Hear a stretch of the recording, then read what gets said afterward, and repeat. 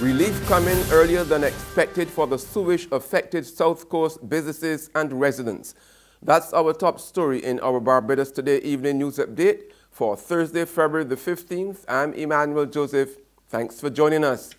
Residents and businesses on the South Coast can expect relief from the sewage overflows earlier than the 6 months recently announced by Minister of Water Resource Management Dr. David Estwick.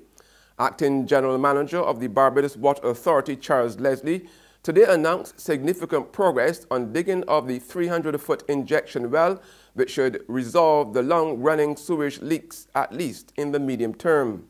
The time period that our minister has given would have been our worst case scenario. But we're expecting that we will do it a lot faster. The guys who are doing the drilling, initially they anticipated that they would have taken about 10 days to do each well. And they're working from sunset to dusk, and they've done it in a lot shorter period of time.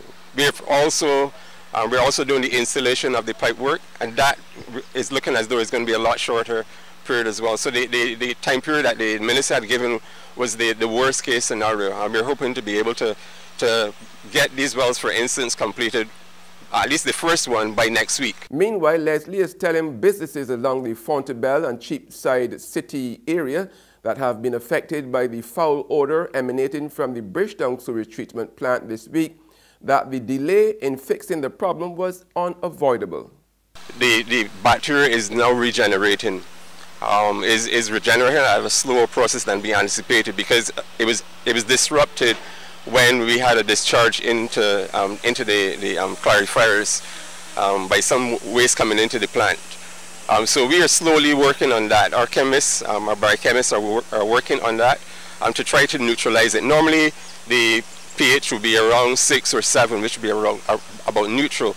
When we started off, it was all the way up to 13. And if we had gone through the normal processes and do what we normally do, add the acids and so forth to bring it back down, it would have upset the whole thing and caused even the smells to even be more accentuated. In other news now, visitors to Barbados and the rest of the region continue to spend more.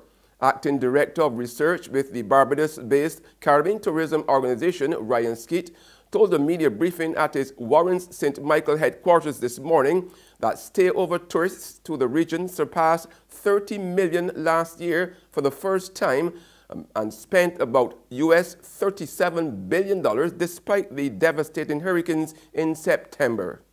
Consistent with increases in stay-over arrivals and cruise visits, total visitor expenditure is estimated to have increased by 2.6% to reach $37 billion in 2017. This performance marks the 8th consecutive year of growth. Overall, stay-over visitors spent an estimated $34.2 billion or $1,230 per trip. However, Secretary General of the CTO, Hugh Riley, said Barbados and the rest of the region are not taking tourism seriously enough. Riley complained that tourism was being treated as a casual pursuit, not as the serious enterprise that it is. Tourism is the business that delivers foreign exchange every time a plane lands and the cruise ship docks. It reduces unemployment and delivers massive amounts of tax dollars to our national treasuries. Therefore, we should worry when we are not using this job-creating, tax-generating, foreign exchange earning machine to its full potential. We should worry when the rate of occupancy across the region is still below 70%, which means that of every 100 rooms available in the Caribbean, 30 are going empty every night. The board of the island's largest credit union is defending its integrity in light of claims of a conflict of interest against its chairman, Raphael Holder. Group Chief Executive Officer of the Barbados Public Workers Cooperative Credit Union, Clorinda Allen, said today that the claims contained in an unsigned letter purportedly prepared by a staffer or staffers and published in Barbados Today on February the 5th are untrue. The letter had alleged that the credit union's New St. Peter branch was renting space in a building owned by the chairman's private company, CER Holdings. But CEO Aline said that the information was capable of tarnishing the good reputation of the credit union. There's regional and international news after this short break.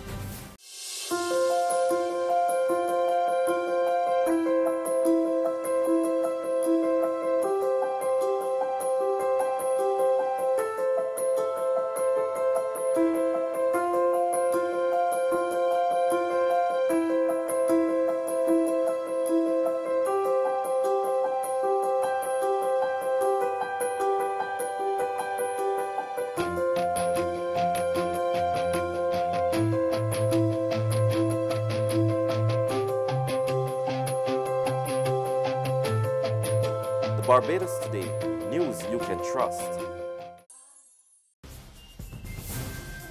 Welcome back with news from the region now. The Jamaica Treasury is now holding a $73 billion debt, all because of a declining number of motorists who are using the toll roads, which were built to boost the government's revenues. TVJ's Anthony Lugg reports. It was pure excitement when the government announced plans to open both the east-west and the north-south leg of Highway 2000 due to their potential to add economic growth and development of the country. Though it's beneficial, over the years there has been a decline in the usage of the highways. That's just one reason why the National Road Operating and Construction Company NROC is now in debt totaling over $73 billion. PAC member Fitz Jackson asked that NROC look at adjusting its operating model to increase revenue. Take, for example, the Portmore leg. During the late nights, the low volume period, the rates are just the same. No incentive to utilize that and earn more revenue. And the other one, Vineyard through to Maypen, the same thing. And you guys have been adamant that you'll keep the highway empty during those periods rather than earn revenue, though at a lower rate, that will boost your overall income. And on the international scene, U.S. President Donald Trump today dodged talk of new gun laws in a speech on the Florida school shooting yesterday that resulted in the deaths of 17 people. More in this Euronews report. It was an unusually subdued Donald Trump who addressed the nation from the White House in the wake of the Florida shootings. My fellow Americans, today I speak to a nation in grief. Our administration is working closely with local authorities to investigate the shooting and learn everything we can. We are committed to working with state and local leaders to help secure our schools and tackle the difficult issue of mental health. There was no mention of the divisive issue of gun control. Earlier, Florida Governor Rick Scott promised to work to make sure people with mental illness do not get guns. However, U.S. House of Representatives Speaker Paul Ryan said the shooting should not affect U.S. citizens' rights to own a weapon. That's news, but for the very latest, visit our website at www.barbadostoday.bb. You can also subscribe to our e-paper, email updates, or like us on Facebook. We are also on Izumi Media in bus terminals, as well as screenplay at supermarkets and gas stations near you. You can also hear us on Mix 96.9 FM. I'm Emmanuel Joseph. Have a fantastic evening.